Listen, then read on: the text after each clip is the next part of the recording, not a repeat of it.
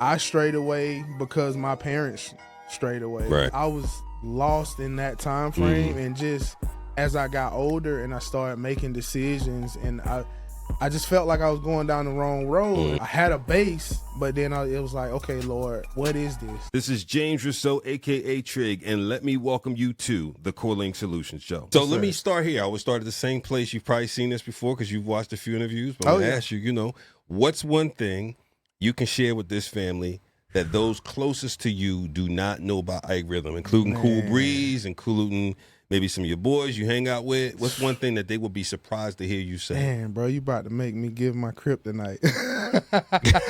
Well, I'll give you two things. When I was younger, man, I'm kind of embarrassed to say this, but for some reason, and my mom probably don't even know this, but some reason, when I hear Whitney Houston's voice, it makes me get emotional. Is that right?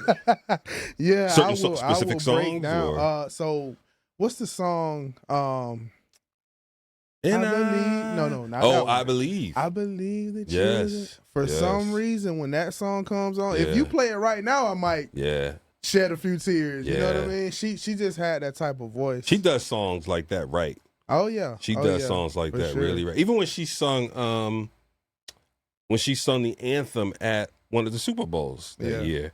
Just the way, Whitney comes across. I mean, yeah. And she lets the sweat drip, bro. Yes, she sings like she's working. Oh yeah. Yeah. Oh yeah. Yeah. That's one thing. Yeah. The second thing, a lot of my family knows, but a lot of people may not know. I share the same bloodline as the late great Little Richard. Is that right? Rock and roll Is that legend. right? Yes, man. How far removed? So he is maybe like my third cousin. Yeah. He's my cousin on my mom's side. Right. So him and my grandmother were cousins. Nice. And, you ever get a chance to meet him? I did not, and I wish I would have. Sure. But I heard all the stories, and shout out to the Penniman family. And towards the end of his life, he started preaching the gospel, and I wish I would have got a chance to meet him. But I used to hear all the stories and everything. Yeah, so. I remember hearing that. I'm a documentary buff, so I remember watching that documentary and the James Brown documentary, and really enjoying both of those. Yeah. That's good. They stopped in, I think in that movie, they stopped in Macon, Georgia, and he met Little Richard, and that's good. So, man, I mean, just think about. I can only imagine what kind of fun he would be at a family reunion. Right. So, okay, good. So talk about your early musical influences, because I know that plays a big part in terms of like where you are today, how you go about music. Yes, what sir. are some of the things that brought you into music? So, my dad, he used to listen to all the gospel greats, John P. Key. I mean, every gospel great, he probably had a whole collection. John P. Key, Fred Hammond, the Winans. So I grew up listening to a lot of gospel music. My parents tried to keep me away from hip hop. Yeah. But they were not successful. Clearly. So I grew up listening to acts like Snoop Dogg, Dr. Dre, Tupac, and particularly the South. Like, you got artists like Master P. I'm from Georgia, so you got to mention Outkast, T.I., guys like that. So. Early on, music has played a big role. Of course, Michael Jackson. So just a all-around musical background. I just used to be fascinated. What made you start rapping? Like, what made you start? So in high school, we used to have like the rap circles, and I used to be the beat guy. Like I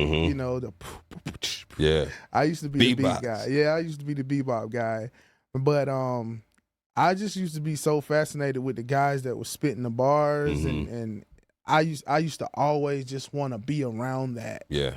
And then I decided to step out and try myself. So I started freestyling. Gotcha. And then as I got older, I learned how to record professionally. And I always tell people, those are two different arts. When it comes to freestyling Right. and recording, those are two different arts. And so I had to learn how to record from my rapping. And I remember being in the studio one time, and I tried to record like I freestyle, and it was like, no, I was out of breath in 1 minute. Yeah, it's you make such a good point, because so many artists are one or the other, and then you find some that do both. Yeah, and it's really incredible. It's like some people who can actually have the concept about the song and then kind of freestyle a recording of it. Yeah, it's crazy, right? I mean, it's just gifts and talents overflow. For sure. Yeah. For sure. I find myself now when I record, like I used to write a lot of stuff down, write my raps down, but now I find myself like just writing on the microphone in the studio. I'm writing, like I may pause for a minute and then just stack on top of that. Gotcha. But yeah. That's good. That's good. What I know one of the things that happened for you is kind of, obviously shifting to Christian hip hop and having that moment of, your Damascus Road moment, so to speak. Yes, what happened for you, man, that brought you to the Lord? So, I was on an independent label, and at the time I was doing secular music, and I got into a lot of trouble as far as like my life. My life was just headed in the wrong direction.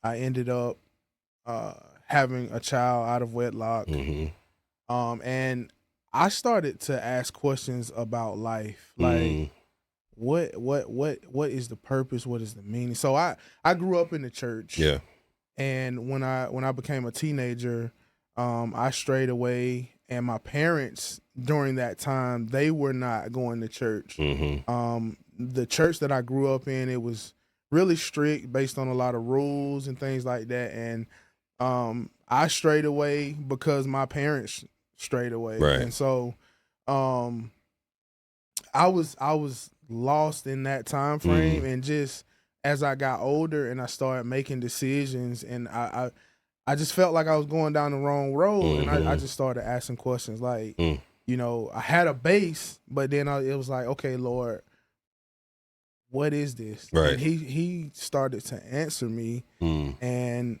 I began to go to church at a local church close to my house, and I got saved under the leadership of Dr. Maurice Watson of Beulah Land Baptist Church at the time, or Beulah Land Bible Church at the time, and I heard the true gospel. I feel like during that time I heard the true gospel. I've been around church when I was younger, but hearing the true gospel at that time, it was a whole new thing for me, and I was like a baby in the candy store. I just wanted more and more, and that's good.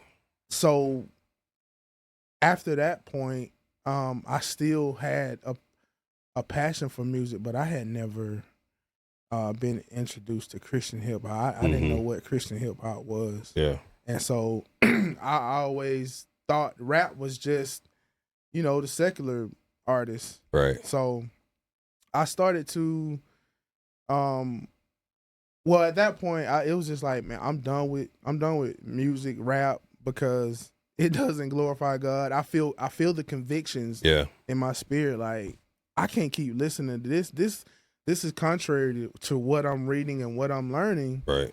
And so I remember just giving it up. And I had a few people that shed some light on me during that time. I had an aunt. So my aunt,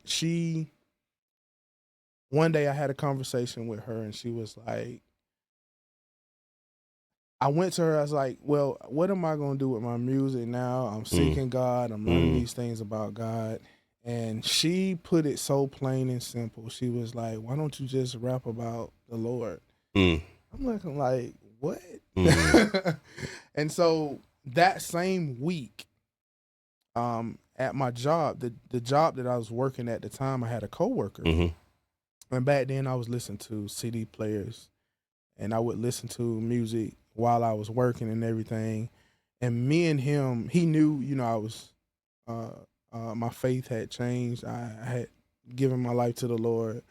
And he comes to me one day and he's like, I got something for you. Yeah. So he goes out to his truck and he brings back a binder full of CDs. And he's like, man, check this out. And some of the first artists that I heard was Canton Jones. I heard some Lecrae. And I'm listening to these records. I'm like, man, they got the same hard-hitting beats, 808s, and they are really talking about something. And once again, just like coming into the faith, I was like a kid at the candy store. Yeah. I just wanted more and more. And then I stepped out on faith and started recording my own music. And so that's how I. That's good. And when was this approximately? This was about I would say 2006. Yeah. The one you said something really interesting. The one thing you said, you made a distinction. You said I then heard the true gospel. Yeah. Why'd you choose those words? What were you hearing before that? Because once again, the church that I grew up in, it was based on a lot of rules and strict, ideologies. Got it. I never heard. So I always say God has two sides. He has a side of judgment and a side of love, and so all I knew was the judgment side. And so the reason I use the true gospel is because my pastor at the time, he brought the full package. Like he talked about the love of God, and I was just so fascinated because growing up, I always thought that God was just out to punisher, the ultimate punisher. Yeah. And so when I started to hear the love of God, along with the judgment of God also, but the core essence of the gospel is love. And so once I got that core essence of love, it was just like, this is the true gospel, and it was revealed to me as well. So how's that played out in because you're involved in youth ministry at your current church, right? Yes, sir. At Hope. So how's that kind of played out in how you approach the youth and your youth ministry? Yes. So I do the same thing. I present the true gospel. And also God is a relational God. Like he's all about relationships, and that's what I do with the youth. I build relationships and build that rapport with them and show them the love of Christ. And so and teenagers. So I'm a Hope student leader at Hope Church, and we minister to middle school and high schoolers, and sometimes you have to break through that exterior and it's no better way to do that than with the love of Christ. And so just through the Holy Spirit, he's allowed me to build those relationships to where they look to me and they come to me. And also I tell people all the time, pay attention to the youth. You can learn something from the youth as well. Absolutely. And so, I always encourage them and speak that into their lives. Like, look, you have something in you, that I need. Right. And so, not only am I ministering to them, they're doing the same for me. Right. So how I mean, you make such a good point in terms of learning from the youth and such. How has it impacted your ministry, your music ministry, in terms of how you approach being a recording artist, how you approach running the label, or if it has, how has it? So I remember at that age how hip hop impacted me. Although hip hop has impacted me in some positive ways, it's also been some negative ways as well. I remember having a certain mindset. And the reason I'm so passionate about the music is because I want to feed the next generation something positive and give them something, life-changing that's going to steer them in the right direction. So I'm very passionate about it because someone's future is on the line with Indeed. what I speak, and so that's why I go so hard, because I know the next generation is looking up to me, and so it's like I can't let them down. It's a joy as well to be able to have that platform, and I share my music with the youth, right? And they love it. That's good. So that's good. What are you intended to do with Living Hydro Music Group, and maybe talk about what it is, the artist roster a little bit. Living Hydro, what's happening? Where you going? Where you going with this? So right now we have 4 artists, including myself. We got Cool Breeze. He's working on some art. He's working on his catalog. We got my partner Jay Burrell, and we got my partner B Hope, which he's an artist and producer. And man, it's about fellowship and building each other's vision. We're from a common place. We both share a love for music, a love for God's people, and so my whole thing is collaboration. I love to collaborate with other artists. I'm constantly collaborating with other artists, and so to have these brothers come alongside of me to build Living Hydro. We're independent. Some things that we're learning and we're growing, but to do it together with true, genuine brothers. I think that's a game changer. And for them to latch on to Living Hydro and see the vision. It's divine. It is divine. And so we all have common goals. We all work together like the church is supposed to work, and it's beautiful, man. It's a beautiful thing, and so I'm just excited about the future. And we're also we also have our solo projects, but we're looking to build a group. And we've been bouncing off of each other for ideas and everything. So the label is Living Hydro Music Group, but the group is going to be called Living Hydro. So if you had to project 3 years out into the future, what do you see? Where you see Living Hydro? Man. Oh man, putting multiple projects out. What I see for them, and I always encourage them, is to build their own home studio. We have a central location, but I see them branching out and doing other things in what you say, the next 3? Did you next say 3 years? Next 3 years, yeah. And we've already been talking about that. I know my partner Jay Burrell, he's already been talking about, like, man, we got to get some young cats a part of the team, and so he's already thinking ahead to those 3 years. Like, we got to build up the next generation. So I see Living Hydro and the artists that we have now, I see it spreading like wildfire. Just across the globe. So what made you even want to start a label? Because I mean, even just being an artist yourself, I'm sure, right? I'm sure that the workload can be overwhelming at times, right? I mean, there's the whole process of creating the music, which in and of itself takes a lot of energy, but then, man, so much starts after the song is recorded, mixed, and mastered, right? What made you say, I'm going to go another further and do a label? So I've been on 2 different independent labels. And so in 2020, during the COVID, when COVID came to be about, everything was shut down. I had some time off of my job to where I was at the house a lot, and I hadn't since I've been out of high school.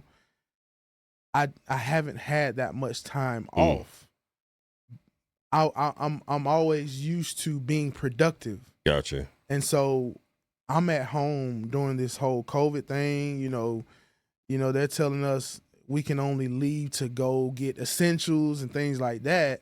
And at first it was like, I say the first 2 weeks, it's like, oh man, I ain't got to go to work. You know what I mean? But that yearning to be productive. Right. It was like, man, I can't just sit here. I have to do something. People are hurting. Yeah. People need to hear some hope. And so I remember stepping out on faith. I went into my savings and I said, okay, I'm doing this, and just being led by the Spirit. It was like, okay, I'm going to build a home setup, right? And so at first it was just to record my vocals. I was like, okay, I'm going to record my vocals. I'm going to send it to a mixing engineer. And I always say, you never really know what's in you unless you keep walking with God. And so I didn't know that a producer was inside of me, an engineer was inside of me. All I knew at that point was I just rap and do music. And so building my home studio, it just brought so much out of me because I was just learning different things. You know, I always tell people, like, YouTube, go look at YouTube. It'll teach you. You know what I mean? So I'm learning all these things, and God just began to elevate me to the next level. I met my brother Cool Breeze, who was on the label, and he comes to me one day. I met him at church, and we had been talking, and we both serving youth ministry. And he came to me one day. He was like, man, I know you do music and everything. And we started talking about music, and he's like, bro, I would really love to get in the studio with me. And during that time, it was like God was already dealing with me about, partnering with other people doing music. And so that gave me an opportunity to start using my production skills. And so he came to the studio, and I hit record, and it was like, okay, we got something going, and we just started building on that foundation. And so I just kept going with it. He joined the label, and then my other two brothers joined the label, and it just blossomed. It got to a point where I started getting new gear. Now I got a full, we got a full-fledged studio, and it's like, oh yeah, we about to build a label. So what's interesting to me is it's kind of left brain, right brain thing, right? So your ability to pick up production and engineering, like, I don't know, for me, doesn't surprise me now that I know what you do by day as a aircraft mechanic. Yes, sir. Which by the way, how do you balance that? And that feels like a heavy weight of responsibility, man, that kind of job. Yes, sir. So I used to be an aircraft mechanic by trade. Right. I just recently moved into a different role. Okay. So now I'm what's called a community resilience coordinator. Okay. Where I help aircraft workers and the DOD for the aircraft for the Air Force. I help them get resources for things that they may have going on in life. So you're like a G-man. We got a G-man up in here. You know what I mean? I ask you a couple questions, and you'll hit me with the I can't share that. I can't discuss that. But I mean, when I think about, maybe I'm over, sensitive to this. When I think about aircraft, mechanic, the responsibility of that job and getting it right every time. Oh yeah. Right. It's important. It's very important. Lives are on the line, and that's same thing with the gospel. Like, lives are on the line. So you have to take that extra care, and it could be a real stressful job. Right. And so people need resources, and they need to be able to have that outlet to be resilient in those times. Yeah. So wait, so do you work for the government now? Yes. Were you previously as an aircraft mechanic? Yes, I was. Okay, I can't help but ask, man. Tell me about the temperature inside of the government workforce right now. What's Whew. What is happening? How are you? What are the conversations like? If you can share, like what's happening? I'm just gonna be real with you. Yes, like, please. I try to steer away. It's a lot of things happening in the government that are different, and stress levels are rising. Right. But people have come to me and asked me certain questions about resourcing. So now I'm really, people's stress levels are high. I can only imagine. And was your group, the people you service, impacted by the what do they call it? The offers to resign? Yes. Your group you care for impacted by that? Yes, our base was impacted by that. I think today was the last day that I saw something like 3 hours ago that a judge moved to extend it. Really? That was about 3 hours ago. And now listen, I don't know if it's totally true or not, but CNN posted and said, a judge stepped in and said people need more time to process that decision. I agree with that. Yeah. Because it came so fast. Yeah. And people having to adjust their lives, like especially with telework. Did you get the offer too? Everybody got the offer. Yeah. Oh, wow. Okay, hold up. Let's step back. We're talking about who you caring for. Let's talk about you. How are you processing that? I'm not leaving my job. Okay. So, but isn't the other side of it that if you don't take the deal, there's a high probability that they may terminate you? It's according to what type of job you have. Okay. You know what I mean? So a lot of people telework. Okay. And they've been teleworking so long that some people have moved their families to other states and things like that. And I agree with what the judge has done, because you give people more time to make a decision. Yeah. You know what I mean? Yeah. And so, I definitely think we needed more time. It came so fast. It felt fast. Yeah. But I'm from the outside looking in. Obviously, I don't have all the details, but it just felt fast. And in terms of the time at which you have to make the decision, that window, right? I mean, there's a lot to the process. So, okay, so for the people, how large is the group of people that you provide this care for? So, the unit that I'm a part of is probably about 500 employees, just the group that that I service. Right. I think over the whole entire Robins Air Force Base, and I don't want to get in trouble for this, but I would say don't disclose anything. But the group that I service is about 500. So again, I have to imagine that the call volume went up recently. Yes, people have been asking. How have you handled that? How have you helped kind of serve them in this time, so to speak? Well, as we learn what's going on, I've had to divert people to their leadership. And as it comes down, it's certain things that me in my position that I can't get involved with. Understood. If that makes sense. Understood. Yeah. Understood. Because it'll come to a point where they'll blame our office for something. You know how people get misconstrued, twist words. Yeah, totally misconstrued. So I try to stay clear of any politics or anything like that when it comes to that stuff. Hey, go to your leadership.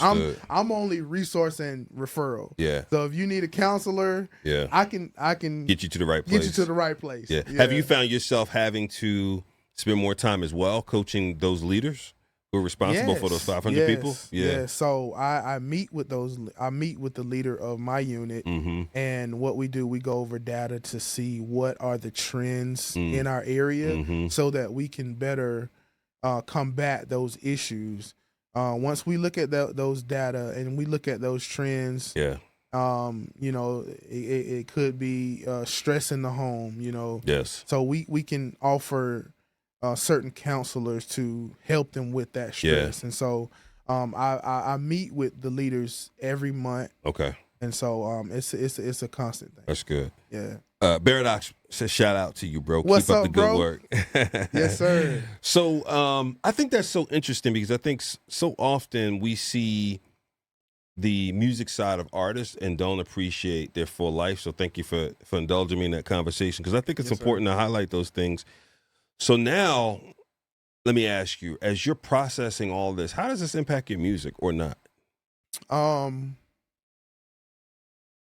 In my music, I'm very transparent in my music, and in my music, I definitely try to talk about some of the issues that happened recently. Right. You know what I mean? In COVID, you can hear me talk about COVID in my music and things that are current. And so, for me, I feel like it when I see things happening in the culture, especially I feel like people are on edge. Right. And people don't know what's coming next. And for me, musically, that gives the gospel. You see it all through scripture. When things like this happen, where it's a big climate change and people are going against one another, right?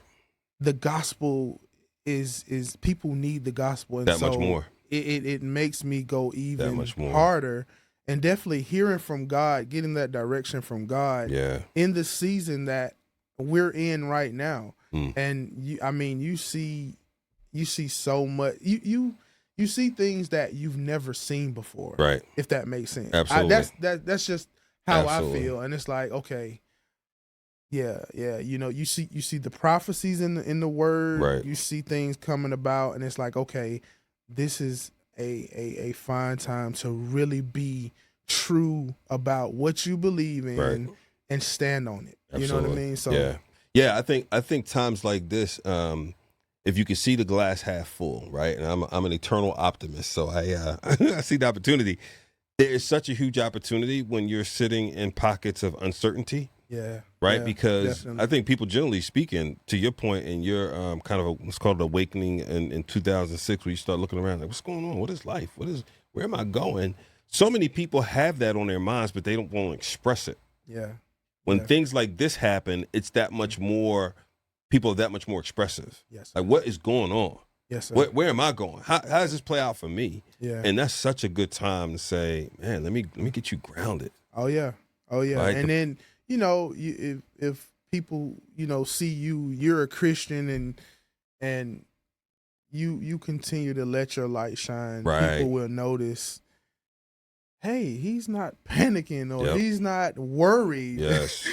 And he's peaceful. And if you really live that out, people will gravitate to you. Yes. I've seen it over and over. Why do you seem at peace? Why do you seem to still be out here helping people and smiling and continue to go on with life? Although you're aware of everything that's happening, how do you still operate like that? Right. Yeah. And I also have to be, aware of my own issues, my own things that I have to deal with as well. And so I depend heavily on my support system. Like, I'll go talk to my brothers. I'll go talk to someone, to also help keep me grounded in this time as well. Yeah. So fellowship, definitely. Fellowship, Yeah. for real.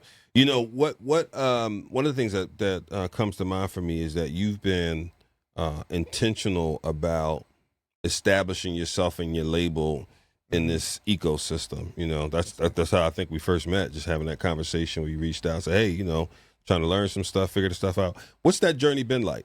Trying to, what's the word I'm looking? I was going to say invade. I'm not going to say invade, but interject and kind of get integrated into this, to the music ecosystem of CHH. What's that been like for you? So for me, it's definitely been something that has helped my character grow as an artist, because you have those seasons where God will test you with dry moments in your walk, when you're an artist, and just speaking on artists, being an artist in particular. Right.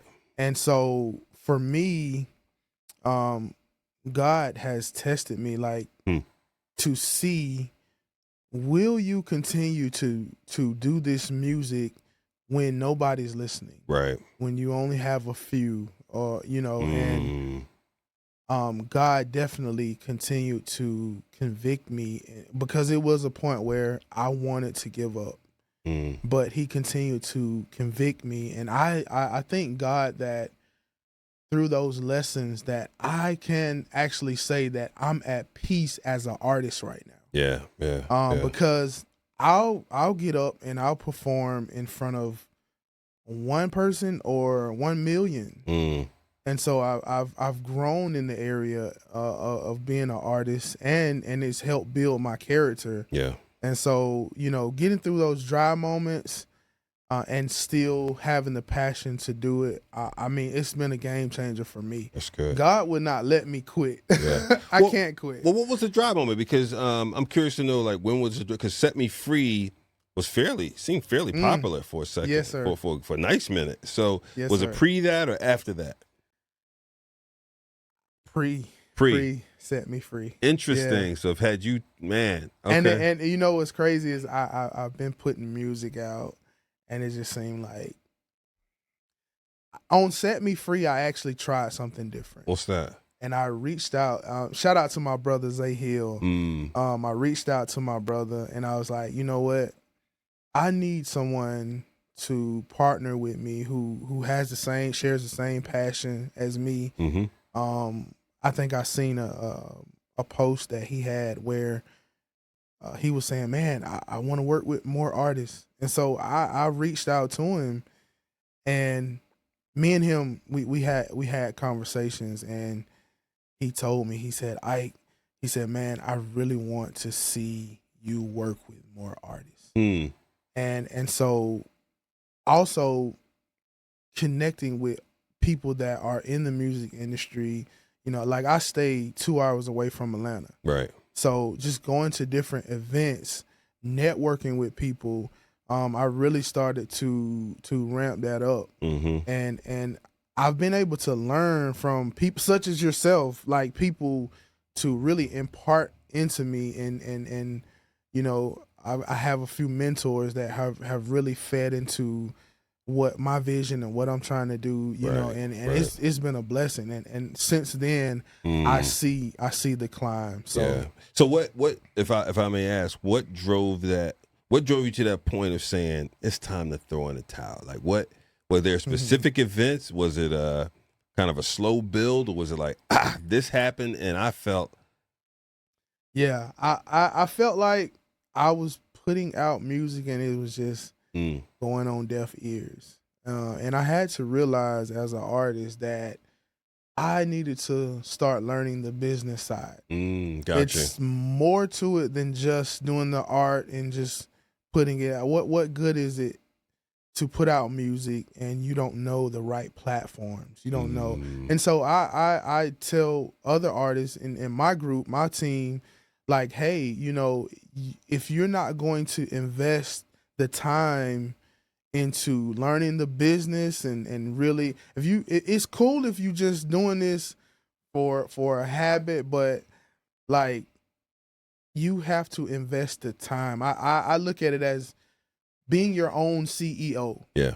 Like, for example, yeah. Holy Culture Radio, that's a platform that supports artists like myself. Right. And so I'm going to take the time to go on Holy Culture, do some research, fill the paperwork out to submit your song. Right. Reach out to people, reach out to use the resources. And so as I begin to do that, it's like, yeah. Start opening up a little bit. Yes, sir. That's absolutely. Good. Do you find a lot of artists kind of resistant to that message? Yes. Yeah. Why do you think that is? A lot of artists just don't know. They're just, and I think you all do a great job of empowering artists and leading them to the right resources. But and even if you are, if that's not what you want to do, find you a team that's, hire a team that's going to help you get that stuff done. But I think most artists are just focused on just the art, and they don't really learn the business side of things. Do you think it's ignorant, or do you think it's I'd rather not do that? I think it's a little bit of both. A little bit of both. Yeah. I'm with you.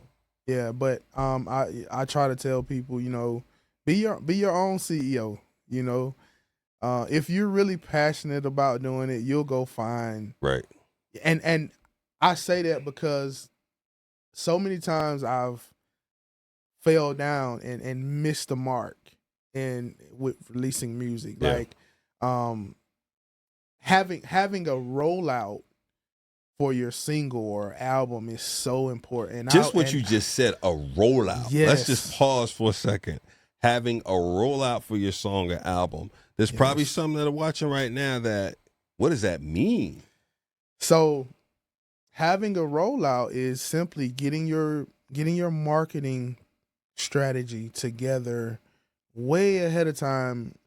You know, let's say you have a single coming out in a month. You know, putting in the time to get your marketing together, get your content videos together. Mm-hmm. Like today, I'm at Holy Culture, you know, and I saw you walking with the what's your name? You had your camera and your yes, sir. Yes, sir. You had everything ready to go. Yeah, I saw you. We gonna get some content. Absolutely. You know what I mean? And so, I also have a single coming out tomorrow, and so I've already sent my music to DJs who gonna play my music on the radio. But just planning ahead of time, coming up with a strategy, getting with your team, coming up with a strategy, rolling that music out, I think is way better than just releasing it and you know, and you don't have a plan. So that's good. Yeah. That's good for people to hear. What to the point of plan and having a strategy, how would you describe your music within Christian hip hop? Like there's so many varieties and lanes, and then how would you describe who tends to be your audience? Like who tends to gravitate towards you? I think people that are hurting right now. My music, it's very soulful. Where I'm from Macon, Georgia, is very soulful. I've been around that my whole life. Yeah. It's very soulful. It's very transparent. I started to give my testimony in my music, talk about things that I've been through in my life, the mess ups, the you know, all of the things I went through. And so I would define my music as very transparent and soulful. And I think I've seen here recently people gravitate to my music who are hurting and need a word from God. Yeah. You know what I mean? That's going to minister to them and get them through the day. You know, whether it's a TikTok post. Yep.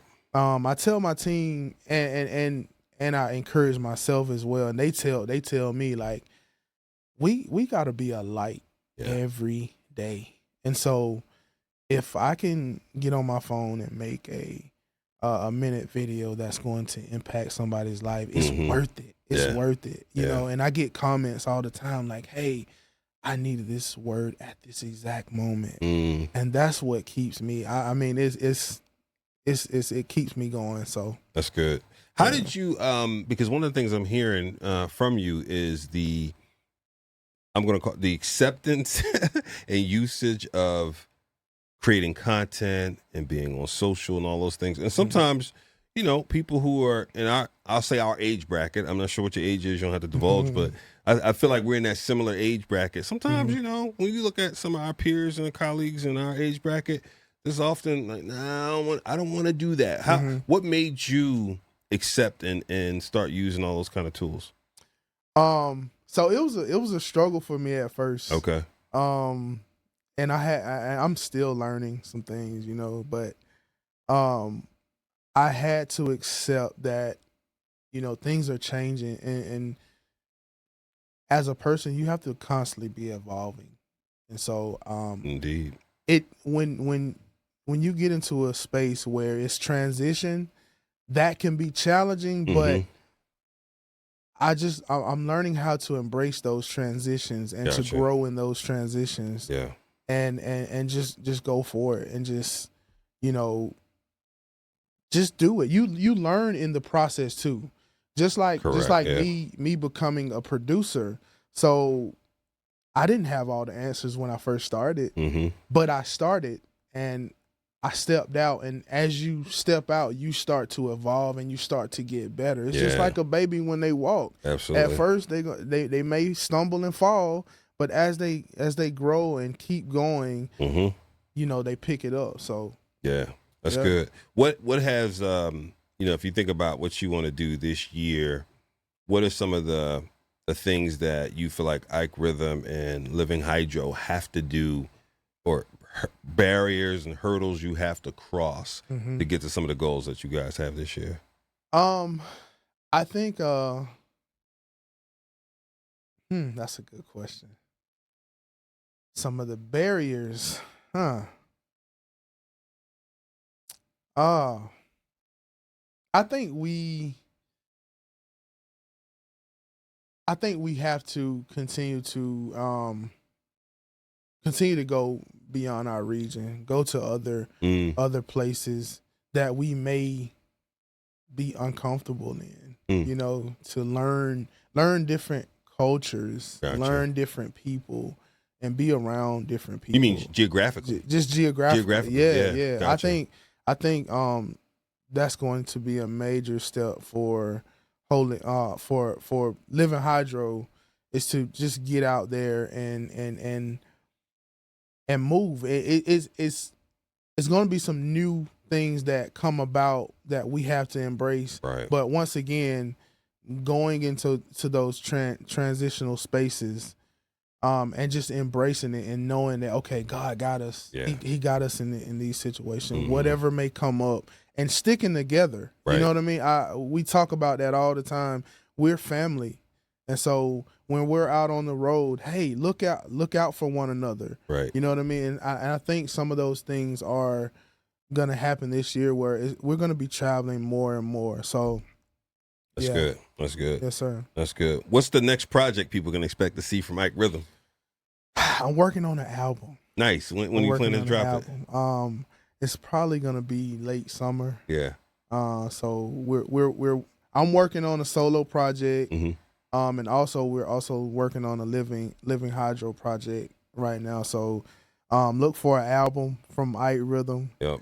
And an album from Living Hydro. How are you approaching putting together the album? I'm curious. So I try to stay ahead of the game. Yeah. I try to have I have a whole catalog of music, and so I try to stay ahead of the game. And really, basically, it's just because I'm always recording. I'm always, whether it be me just recording a hook and I come back and lay the verse, or and I would encourage any artist, please get your own home set up. I see you're a big fan of that, because the flexibility of it. Yes. Yeah. It could be 3:00 in the morning. Right.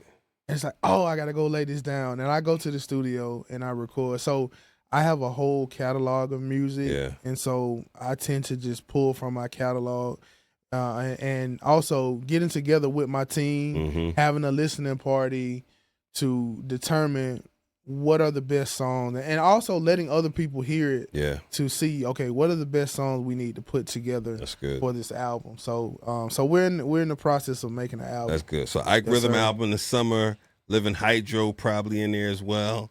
Okay. All right. Yes, sir. Let's wrap on this. When I say ministry industry balance, what comes to mind for you? Industry balance. You when you think about ministry, you don't want to over spiritualize things to where you don't understand the industry. Yeah. And also you don't want to be too industry driven where you forget ministry. Yeah. I think that is a balance of both. But the core for me is the core of the gospel message is always going to be there.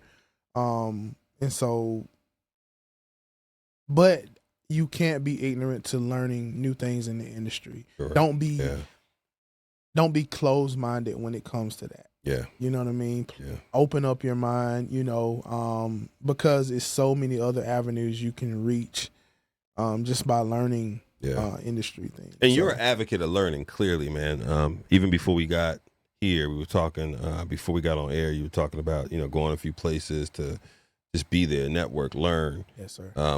Are there a couple, I'm just for the interest of those who are watching, going, okay, great. So I need to have a rollout plan. I need to be thinking about my goals.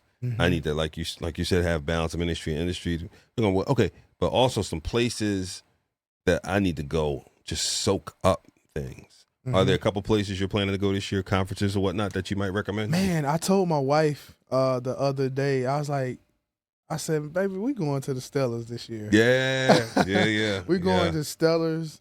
We're going to the Dove Awards. Yes, sir. You know, I've never been to the Stellars or the Dove Awards. Okay. So you'll enjoy them. I plan on doing that this year, man. Yeah. And it's good learning at both of them. Yes, sir. Yeah, absolutely. I mean, what's on TV are the award ceremony itself, but there's so many learning opportunities, mixers, networking, etc. that are perfect at those. That's good, man. Well, listen, we here. We're going to support, brother. We're looking forward to the new music. Yes, sir. Yourself, Living Hydro Music Group. Cool Breeze. What's up? Looking forward to his project. He's going to pull out all his songs and tell people where to catch up with you. So you can follow me on Ike Rhythm on all platforms. Instagram is IKE_rhythm, RHYTHM. Facebook, Ike Rhythm. TikTok, Ike Rhythm. Yeah, man, I'm all over the net. So, that's what's up. Thank you for joining, brother. Yes, sir. All right, y'all. Until next time, you know what it is. This is Holy Culture Radio. Keep it locked. And we'll be back soon. 6 o'clock. My man DJ Wado's up with, what he does. He's doing the top 10 countdown, and then he'll be on the wheels still at 7, y'all. Keep it locked right here. Whew, how'd I do, man? That's good, bro. That's good, bro. I was a little nervous. I don't know if you could tell. I couldn't tell, bro. Especially with that southern delivery.